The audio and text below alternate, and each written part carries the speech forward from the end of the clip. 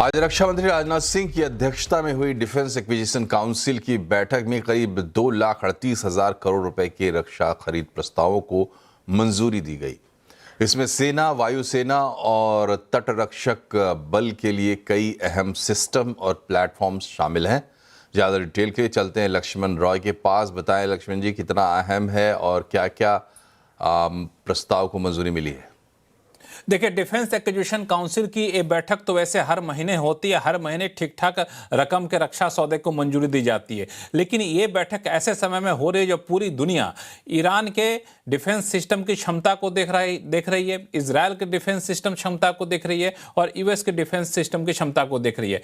इस नजरिए से बैठक काफी महत्वपूर्ण है, क्योंकि इस बैठक में जो 2,38,000 करोड़ रुपए के रक्षा सौदे को मंजूरी दी गई है, ये दरअसल इसमें कई सारे ऐसे इक्विपमेंट है जो अभी के ईरान युद्ध में उसकी महत्ता काफी ज्यादा दिखी है। मिसाल के तौर पर इसमें कई सारे सिस्टम, कई सारे प्लेटफॉर्म, इसको यहां पे मंजूरी दी गई। एयर डिफेंस ट्रैक सिस्टम को मंजूरी दी गई है, इसकी खरीद को मंजूरी दी गई है। आर्म टैंक गोला बारूद पर हमला करने वाले सिस्टम को हम मंजूरी दी गई है। धनुष गन सिस्टम को मंजूरी दी गई है। ये सारी चीजें ऐसी हैं जो अत्याधुनिक युद्ध के लिए काफी कारगर साबित होते हैं। इसी runway independent aerial surveillance system को मंजूरी दी गई है, जो अपने आप हवाई हमले को बहुत तत्काल पहचान कर सकता है, उसकी जानकारी दे सकता है। मीडियम ट्रांसपोर्ट एयरक्राफ्ट को मंजूरी दी गई है। SU-30 इंजन के ओवरऑल को मंजूरी दी गई है। बता दूं, SU-30 इंजन जो होता है काफी महत्वपूर्ण होता है। इसमें HAL के इस इंजन में काफी ज्यादा भागीदारी होती है, तो उसका ओवरऑल कैसे किया जाएगा, उसके लिए जो जरूरी खर्च होते हैं उसको यहाँ पे मंजूरी दी गई है। इंडियन कोस्ट गार्ड के लिए भी यहाँ पे कई सारे इक्विपमेंट खरीदने को मंजूरी दी गई है। S-400 मिसाइल सिस्टम, और इसके अलावा आपको medium transport aircraft system, heavy duty air cushion vehicle aircraft system, ये सारे जो डिफेंस इक्विपमेंट है इसको मंजूरी दी गई है। अब ये एक्सेप्टेंस और नेसेसिटी इसको कहते हैं, यानी इन सब चीजों को खरीदना जरूरी है। अब एक एक करके हर चीज का टेंडर निकाला जाएगा और फिर इसमें BEL, BDL, HAL जैसी कंपनियां जो हैं उनको इसमें इन सारे प्रोडक्ट को बनाने में महारत हासिल, एक्सपर्टीज है, तो काफी हद तक ऑर्डर इन कंपनियों को भी जाता हुआ दिखेगा इस 2,38,000 करोड़ में से।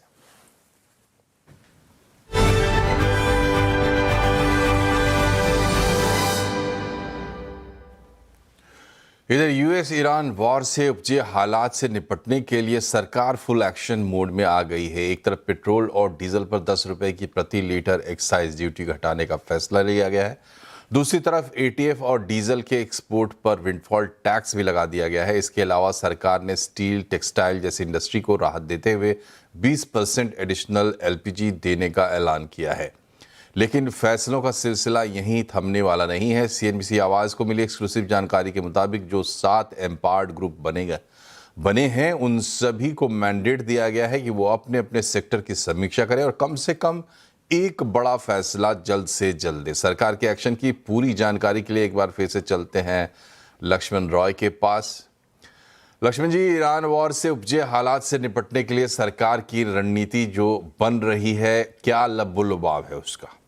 देखिए, इसमें दो हिस्से में बांट के मैं इसको बताना चाहूंगा। एक हिस्सा जो पिछले करीब 12 घंटे के भीतर सरकार ने 2 बड़े फैसले लिए हैं। इसमें सबसे महत्वपूर्ण फैसला, जिसकी अटकलें काफी दिनों से लगाई जा रही थी लेकिन सरकार खंडन कर रही थी, लेकिन सरकार ने अब लिया है, वो है पेट्रोल डीजल पर एक्साइज ड्यूटी घटाने का फैसला। क्योंकि जिस तरीके से कच्चे तेल की कीमतें बढ़ रही थी, ऑयल मार्केटिंग कंपनियों की लागत बढ़ रही थी, ऑयल मार्केटिंग कंपनियां जब 1 लीटर पेट्रोल बेचती थी तो उनको 24 रुपए का नुकसान होता था, डीजल बेचती थी 1 लीटर तो 30 रुपए का नुकसान होता था। तो आशंका ये थी कि शायद पेट्रोल डीजल के दाम बढ़ जाएंगे, तो सरकार ने कहा नहीं जी, दाम आपको नहीं बढ़ाना है, हम एक्साइज ड्यूटी घटा देते हैं, और एक्साइज ड्यूटी घटाने से जो पैसा आएगा वो आप यानी ऑयल मार्केटिंग कंपनियां अपने पास रख ले। इसके लिए सरकार ने पेट्रोल और डीजल दोनों पे 10-10 रुपए प्रति लीटर एक्साइज ड्यूटी में कटौती करने का फैसला लिया है। यानी पेट्रोल पर 10 रुपए प्रति लीटर एक्साइज ड्यूटी घटेगी और डीजल पर 10 रुपए प्रति लीटर एक्साइज ड्यूटी घटेगी। हालांकि एक्साइज ड्यूटी घटने का मतलब ये नहीं है कि पेट्रोल डीजल सस्ते हो जाएंगे। दरअसल पेट्रोल डीजल महंगे नहीं होंगे, इसका मतलब यह है, क्योंकि दाम बढ़ाने वाली कंपनियां जो थी वो एक्साइज ड्यूटी कटौती का फायदा अपने नुकसान की भरपाई के तौर पर लेंगी। लेकिन इस बीच क्या था, कई सारी कंपनियां पेट्रोल डीजल ATF का एक्सपोर्ट करती हैं, तो सरकार ने कहा कि जब घरेलू मोर्चे पे इस तरह की दिक्कत है तो आप तब भी आप एक्सपोर्ट करना चाहते हैं तो करिए, लेकिन हम आपको लगाएंगे इसके ऊपर टैक्स, जिसको कहा जाता है तकनीकी भाषा में, आम बोलचाल की भाषा में विंडफॉल टैक्स। तो डीजल पर सरकार ने विंडफॉल टैक्स लगाने का फैसला लिया है। यह लगाया है 21.5 रुपए प्रति लीटर और एटीएफ पर 29 रुपये 50 पैसे प्रति लीटर विंडफॉल टैक्स लगाने का फैसला लिया उन कंपनियों पर जो वो एटीएफ और डीजल को एक्सपोर्ट करेंगे। ये तो रही बात पेट्रोल डीजल को लेकर के। एक जो सबसे महत्वपूर्ण फैसला लिया हुआ कमर्शियल एलपीजी को लेकर के। कमर्शियल एलपीजी जो ब्लू कलर वाला एलपीजी का सिलेंडर होता है ना, वो कई सारे इंडस्ट्री को मिलना बंद हो गया था या कम हो गया था। तो सरकार ने कहा कि पहले तो हम आपकी जो जरूरत थी उसका 50% देते थे, अब हम 70% देंगे। जरूरत कैसे? तो ईरान वॉर से पहले जितना आप लेते थे उसका औसत निकालेंगे और उसका 70% आपको देंगे। पहले 50 देते थे, अब 70 देंगे। 20% एडिशनल देने का फैसला लिया गया है, वो आज लिया गया है। 20% एडिशनल जो दिया जाएगा उसमें प्राथमिकता दी जाएगी steel industry, textile industry, plastic industry, dye industry, जहां पे ज़्यादा रोजगार मिल रहे होते हैं। तो उन लोगों को कमर्शियल एलपीजी 70% बहाल हो जाएगी, यानी उनका भी धंधा, उनका भी प्लांट चलता फिरता रहेगा ताकि रोजगार पर कोई उल्टा असर नहीं पड़ेगा। तो ये सारे फैसले लिए गए हैं, लेकिन आने वाले दिनों में कई बड़े फैसले लिए जाएंगे, इसके भी संकेत सूत्रों ने मुझे दिए हैं। तो आने वाले दिनों में किस तरीके के फैसले हो सकते हैं लक्ष्मण जी? क्या ये एम्पावर्ड ग्रुप्स की बात हो रही है? बिल्कुल आपने सही कहा। दरअसल 7 एम्पावर्ड ग्रुप सरकार ने बनाए हैं। एक विदेश मामलों पर विदेश सचिव की अगुवाई में, आर्थिक मामलों पर इकोनॉमिक अफेयर्स सेक्रेटरी की अगुवाई में, एनर्जी मामलों पर पेट्रोलियम सेक्रेटरी की अगुवाई में। तो ऐसे हर सेक्टर, फर्टिलाइजर, कंज्यूमर अफेयर के मामले पर अलग सेक्रेटरी एम्पावर्ड ग्रुप है। तो हर जो प्रभावित सेक्टर संभवतः हैं उन सभी के अलग अलग एक्सपर्ट ग्रुप बनाए गए, एम्पावर्ड ग्रुप जिसको कहा जाता है। और हर एम्पावर्ड ग्रुप को, जो सूत्र बता रहे हैं उसके मुताबिक, हर एम्पावर्ड ग्रुप को कहा गया है कि आप अपने अपने क्षेत्र में आने वाले सेक्टर पर ईरान वॉर से, ईरान युद्ध के जो असर पड़ रहे हैं उसकी समीक्षा करिए, स्टेक होल्डर यानी संबंधित लोगों से बातचीत करिए, उनके जो सुझाव, उन सुझावों का आकलन करिए और आकलन करके हर एम्पावर्ड ग्रुप को कम से कम एक फैसला जरूर लेना है स्थिति को संभालने के लिए। तो यानी अभी जो आप फैसले देख रहे हैं वो सिर्फ फैसलों की शुरुआत है। आने वाले दिनों में हर एम्पावर्ड ग्रुप की तरफ से एक एक फैसले आपको देखने को मिलेंगे। एम्पावर्ड ग्रुप लगातार बैठकें कर रही हैं और बैठक के बाद अंतिम फैसला लिया जाएगा। और सूत्र बता रहे हैं कि जो फैसले होंगे सिर्फ नॉन टैक्स के नहीं होंगे, टैक्स के मोर्चे पर और भी फैसले लिए जाएंगे, जैसे पेट्रोल डीजल एक्साइज ड्यूटी लिया गया, और नॉन टैक्स के मोर्चे पर भी और भी फैसले लिए जाएंगे। तो आने वाले दिन काफी हलचल भरे रहने वाले हैं। बहुत बहुत शुक्रिया आपका लक्ष्मण जी। बढ़ते आगे, ईरान के साथ इजराइल अमेरिका की जंग ने भारत की इंडस्ट्री को भी चपेट में ले लिया है। गुजरात में उद्योग जगत के लोगों ने सरकार से कई मांगे रखी हैं और कुछ सलाह भी दी है। डिटेल बता रहे हैं केतन जोशी। देखिए, पिछले 2 सप्ताह से मैं इंडस्ट्री पर जा रहा हूं और ग्राउंड रिपोर्ट लेने की कोशिश कर रहा हूं। इंडस्ट्री ने भी सरकार से कई सारी मांगे की है। खासकर जो हमारा एक्सपोर्ट होता है उसमें एमएसएमई का बहुत बड़ा रोल है, तो उनको ब्याज दरों में छूट दी जाए ताकि उनकी वर्किंग कैपिटल है वो बरकरार रहे। साथ ही साथ शिपिंग, लॉजिस्टिक और कंटेनर की अवेलेबिलिटी हो, इस पर भी जोर दिया गया है, क्योंकि अभी जो फ्रेट रेट बढ़ा है वो काफी है। तो ये भी एक इंडस्ट्री ने यहाँ पर मांग रखी है। साथ ही साथ युद्धग्रस्त इलाके में अगर कोई जहाज जाता है तो उनकी सुरक्षा की और खासकर उनकी जो बीमा की राशि है उस पर भी इंडस्ट्री ने कुछ मांगे रखी है। सबसे बड़ा सवाल और सबसे बड़ा जो डिमांड है इंडस्ट्री की ओर से सरकार को वो है रॉ मटेरियल का। रॉ मटेरियल अभी उपलब्ध नहीं है, दाम बढ़े हैं, तो इस मोर्चे पर भी कुछ करने की सरकार को यहाँ अपील की गई है। तो सरकार ने भी सामने इंडस्ट्री को नसीहत दी है कि आप फ्यूल की जगह, क्योंकि फ्यूल का संकट है, तो फ्यूल की जगह इलेक्ट्रिसिटी का इस्तेमाल करें।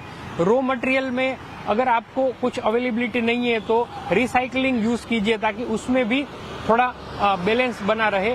साथ ही साथ जो एमएसएमई की मांग है उसके ऊपर भी सरकार सोच रही है। जो कमर्शियल यूसेज है सिलेंडर का, उसका कोटा भी 20% बढ़ा दिया है। तो एक तरह से हम कह सकते हैं कि इंडस्ट्री की बहुत सारी मुश्किलें हैं, लेकिन सरकार भी कोशिश कर रही है कि जल्द से जल्द इस समस्या का समाधान हो। जी, तो जैसा कि केतन ने बताया, रॉ मटेरियल की कीमतों में भारी बढ़ोतरी और लेबर्स की शॉर्टेज, एमएसएमईज की बहुत प्रॉब्लम्स हैं। खास करके मैन्युफैक्चरिंग यूनिट्स के प्रोडक्शन में 50% तक कमी भी देखी जा रही है कई जगहों पर। एमएसएमईज ने रॉ मटेरियल की कीमतों को काबू में रखने के लिए सरकार से जीएसटी घटाने और जमाखोरी रोकने की मांग की है। देखिए नोएडा के मैन्युफैक्चरिंग क्लस्टर से आलोक प्रियदर्शी की ग्राउंड रिपोर्ट। वेस्ट एशिया में युद्ध के लंबा खिंचने की वजह से एल्युमिनियम और कॉपर जैसे रॉ मटेरियल की देश में काफी कमी भी हो गई है और साथ ही साथ कीमतें भी काफी बढ़ गई है, जिसकी वजह से एमएसएमई यूनिट्स काफी परेशान हैं। इस वक्त मौजूद हैं हम नोएडा के एक एमएसएमई यूनिट में, जहां पर होम अप्लायंसेज और एलईडी के कई सारे आइटम्स बनाए जाते हैं। अब लेकिन यहाँ पर इन्हें अपने प्रोडक्शन में कटौती करनी पड़ी है। हमारे साथ मौजूद हैं जो यहाँ पे एमएसएमई यूनिट के ऑनर है मिस्टर आशीष मल्होत्रा जी। हमारा जो रॉ मटेरियल है वो इस समय एक्यूट शॉर्टेज में है और बहुत एक्सपेंसिव हो चुका है। Because of the shortage hoarding is also on because of the traders here. हमारा जो उसका मटेरियल रॉ मटेरियल यूज होता है वो ज्यादातर इंपोर्ट होता है यूरोप से और यूएस से। Because of the freight charges, the shipping charges, the cost has gone up very high. उसकी वजह से हमें भी अपनी जो प्रोडक्शन है उसको शॉर्ट करना पड़ा है। हम इस समय अपनी प्रोडक्शन से 42% डाउन है।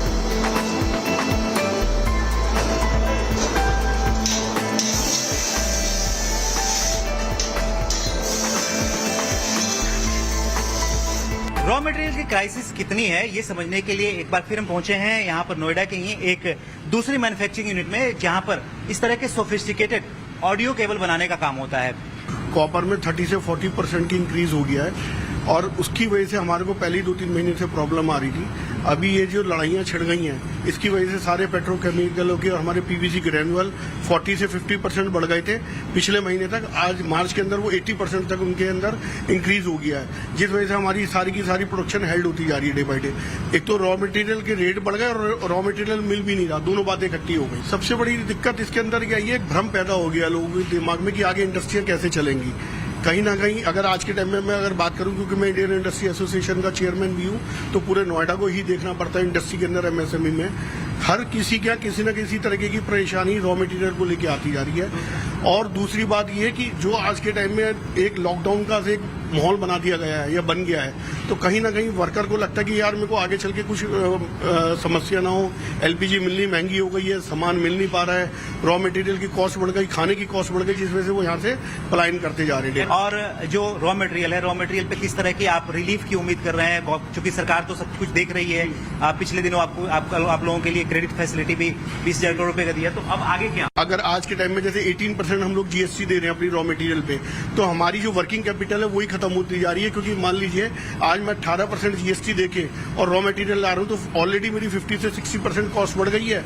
80% जीएसटी देते तो हमारी वर्किंग कैपिटल खत्म हो चुकी है। बिल्कुल। तो मैं चाहता हूँ कि माननीय मुख्यमंत्री जी और हमारे देश के यशस्वी प्रधानमंत्री जी इस बात की ओर थोड़ा सा एमएसएमई को लेकर ध्यान दें। आने वाले दिनों में अब क्या होता है, सरकार किस तरह की राहत देती है, ये देखने वाली बात है। लेकिन इस वक्त जो युद्ध के चलते जो क्राइसिस हुआ है, उसकी वजह से ओवरऑल जो एमएसएमई यूनिट्स है वो काफी परेशान है और उनके जो प्रोडक्शन कैपेसिटी है उस पर भी अच्छा खासा असर पड़ रहा है।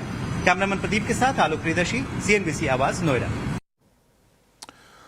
पश्चिम एशिया संकट का असर सूखे मेवों की कीमतों पर भी पड़ा है। खास तौर पर ईरान से आने वाले बादाम और पिस्ता महंगे हो गए हैं, जबकि डॉलर के मुकाबले रुपए की कमजोरी ने अमेरिका से आने वाले ड्राई फ्रूट्स को भी महंगा कर दिया है। एशिया के सबसे बड़े ड्राई फ्रूट बाजार खारी बावली से देखिए रोहन सिंह की ग्राउंड रिपोर्ट। हम इस वक्त एशिया की सबसे बड़ी ड्राई फ्रूट्स की मंडी खारी बावली में हैं और ईरान संकट का असर यहाँ पर भी साफ देखने को मिल रहा है। खासतौर पे वे आइटम्स जो ईरान से आते हैं या ईरान से सोर्स होते हैं, जिनमें कि खासतौर पे पिस्ता है और इसके अलावा मामरागिरी जो है ये भी काफी महत्वपूर्ण है, जो कि ईरान से सोर्स होकर आता है। कितना असर पड़ा है ये हम जानते हैं सर से। सर ये बताइए, अगर अभी ये संकट 1 महीना 2 महीना और खिंच जाता है तब क्या असर पड़ेगा? असर क्या जी, माल ही नहीं मिलेगा किसी भाव भी। अभी तो जो मिल रहा है ठीक है, ये मामला 5,000 रुपये में मिलेगा, पिस्ता 2,022 में मिलेगा। तो अभी जो आप यहाँ पे चीजें हैं सब पुराना स्टॉक है, नया स्टॉक नहीं आ रहा है? अभी कोई नया स्टॉक नहीं है जी, अभी 1.5 महीने से कोई नया स्टॉक कोई नहीं, सब पुराना स्टॉक ही दिख रहा है। इसका जैसे अब आपका 1200 बिक रहा था, अभी वो 1300 1350 रुपये हो गया है। और अमेरिकन प्रोडक्ट जो ये बिक रही थी 750 रुपये, अभी 800-880 रुपये पहुंच गई है। वैसे ऐसा पहली बार नहीं है कि जियोपॉलिटिकल संकट ने ड्राई फ्रूट के मार्केट को प्रभावित किया है। पिछले साल सीमा पर तनाव ने भी कुछ समय के लिए सप्लाई चेन को काफी प्रभावित किया था और जिसका असर अभी भी देखने को मिल रहा है। एक और फैक्टर जिसने ड्राई फ्रूट के मार्केट को अभी प्रभावित किया है वो है डॉलर के मुकाबले रुपए की कीमत का गिरना, जिसकी वजह से कैलिफोर्निया आमंड और अमेरिका से सोर्स होने वाले कई सारे ड्राई फ्रूट्स प्रभावित हुए हैं। आने वाले समय में अगर ये संकट बरकरार रहता है तो इस साल के अंत में इसका काफी गहरा असर दिख सकता है।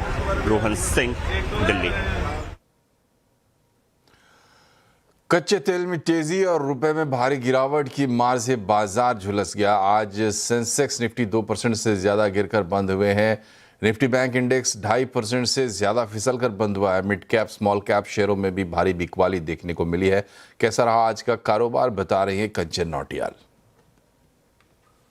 तो हफ्ते का आखिरी कारोबारी दिन फाइनली आज एक ब्रेक मिला है और अगर हम आज का सत्र देखें तो काफी बड़ी गिरावट जो है वो हमें देखने को मिली है। निफ्टी करीबन 22,800 के लेवल पे आके बंद हो गया है। करीब 500 पॉइंट्स की गिरावट यहां पे देखने को मिली है। बैंकिंग में देखिए कितना ज्यादा प्रेशर जो है वो देखा गया है। मिड कैप स्मॉल कैप हर जगह जो प्रेशर है वो काफी ज्यादा गहराता हुआ नजर आया है। यही नहीं बल्कि अगर बाकी के सेक्टर्स की तरफ भी नजर उठा के डाली जाए तो सुबह तक हमने देखा था कि आईटी में थोड़ा सा हमें ग्रीन मोमेंटम जो है वो देखने को मिला था, लेकिन आखिरी तक आते आते ये भी दबता हुआ दिखाई दिया। ऑटो में काफी बड़ी गिरावट है। PSU, banks, reality, oil and gas तो सबसे ज्यादा डेंट खाते हुए आज के सत्र में दिखाई दिए हैं। स्टॉक स्पेसिफिक अगर एक्शन देखा जाए तो देखिए ओएनजीसी सबसे, क्योंकि क्रूड के दाम बढ़ते हैं तो यहां पे हमें तेजी देखने को मिलती है। विप्रो, टीसीएस और भारती एयरटेल में आज हमें एक हल्का फुल्की बढ़त देखने को मिली है। लूजिंग पॉकेट में Shriram finance, Tata Motors, fly industry और इंडिगो में सबसे ज्यादा जो प्रेशर है वो देखा गया है। इसके अलावा अगर हम बात करें रियलिटी पैक की तो यहां पे भी जो गिरावट है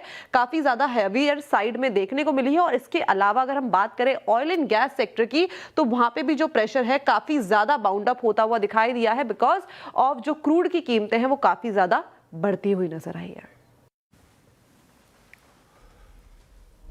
ट्रंप ने ईरान से जंग में भले ही आंशिक युद्ध विराम कर रखा हो, लेकिन हालात सुधर नहीं रहे हैं। क्रूड लगातार ऊपर चढ़ा हुआ है, रुपए में भारी गिरावट है, इसलिए बाजार में बॉटम भी नहीं पता चल रहा है। तो आवाज अड्डा में इसी पर बड़ी चर्चा होगी। और कितना दर्द बाकी, जरूर जुड़िए शाम 7:57 पर।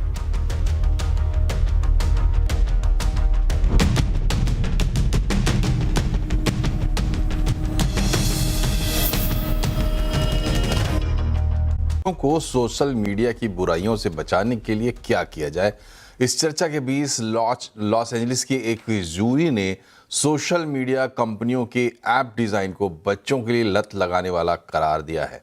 कोर्ट ने मेटा और गूगल को केस करने वाली महिला को करीब 60 करोड़ रुपए का मुआवजा भी देने का निर्देश दिया है। क्या है पूरा मामला, बता रहे हैं असीम मनचंदा। क्या आपके बच्चे भी घंटों सोशल मीडिया ऐप जैसे फेसबुक, इंस्टाग्राम और यूट्यूब का इस्तेमाल करते हैं? तो आपके लिए एक बड़ी खबर है। लॉस एंजल्स की एक जूरी ने इन ऐप्स के डिजाइन को लत लगाने वाला का दोषी करार दिया है। दरअसल 20 साल की एक महिला ने यहाँ पर इस केस दर्ज कराया था। उस महिला का कहना था कि वो टीनेज से ही इन ऐप्स का इस्तेमाल कर रही थी और इसकी वजह से उसको चिंता, तनाव और डिप्रेशन का शिकार होना पड़ा। तो जूरी थी, उसने इस केस की सुनवाई पूरे 7 हफ्ते तक की। मार्क जकरबर्ग को भी उन्होंने अपनी टेस्टिमोनी के लिए बुलाया और उसके बाद इन ऐप्स को दोषी करार दिया। जो जूरी थी उसका कहना था कि ये ऐप्स की एक लापरवाही है और वो यूजर्स को चेतावनी देने में पूरी तरह से नाकाम रहे हैं। हालांकि कंपनियों ने ये दलील दी थी कि वो इस मामले में सिर्फ एक इंटरमीडियरी है, लेकिन जूरी ने इनकी दलील को खारिज कर दिया और महिला को 60 करोड़ रुपए जुर्माने के तौर पर देने के निर्देश दिए हैं।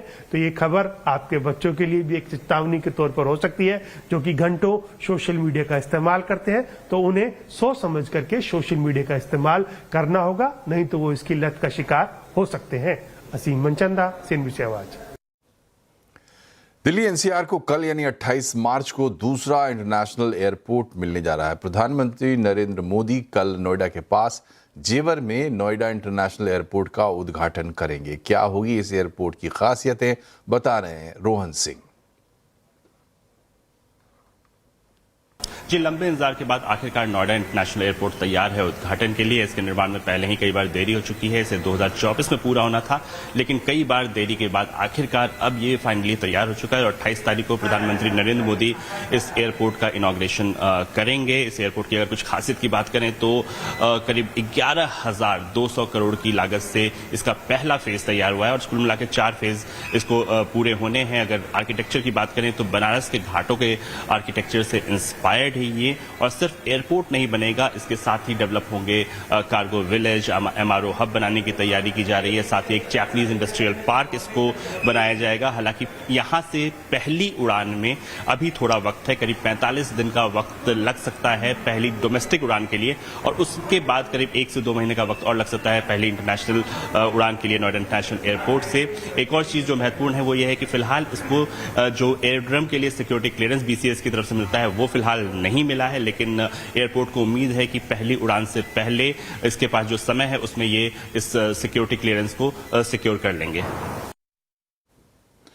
सरकार ने नई टीवी रेटिंग पॉलिसी लागू की है। ज़्यादा जानकारी के लिए हमारे साथ जुड़े हमारे संवाददाता असीम मनचंदा। बताएं असीम, क्या है नई पॉलिसी में?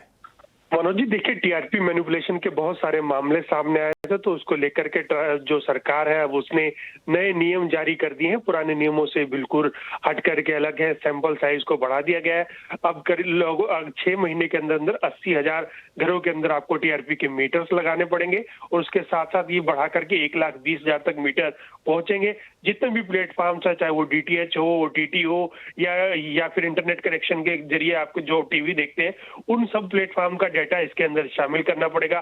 पूरी तरह से इस रेटिंग जो टीआरपी मेजरमेंट का तरीका है उसको पारदर्शी बनाने की कोशिश की गई है। ज्यादा कंपनियां स्पेस में आ सके, इसके लिए नेटवर्थ को भी 20 करोड़ से घटा करके 5 करोड़ कर दिया है। तो ये आज से ये पॉलिसी पूरी तरह से नोटिफाई हो गई है। पहले क्या कंपनियां क्या करती थी कि लैंडिंग पेज पे अपना चैनल लगा देती थी और उसके जरिए रेटिंग बढ़ाती थी, लेकिन अब सरकार ने साफ कर दिया कि लैंडिंग पेज की रेटिंग मान्य नहीं होगी। तो आने वाले दिनों में इससे जो टीआरपी है उसमें रेटिंग में सुधार आएगा, और जो एडवर्टाइजर्स है उनका भरोसा टीआरपी के ऊपर और बढ़ेगा। चलिए, तो बहुत बहुत शुक्रिया आपका असीम तमाम जानकारी के लिए। और इसी के साथ बुलेटिन में फिलहाल इतना ही, लेकिन खबरों का सिलसिला लगातार जारी रहेगा, इसलिए आप भी बने रहिए CNBC आवाज़ के साथ, जुड़े रहिए हमारे सोशल मीडिया हैंडल से। नमस्कार।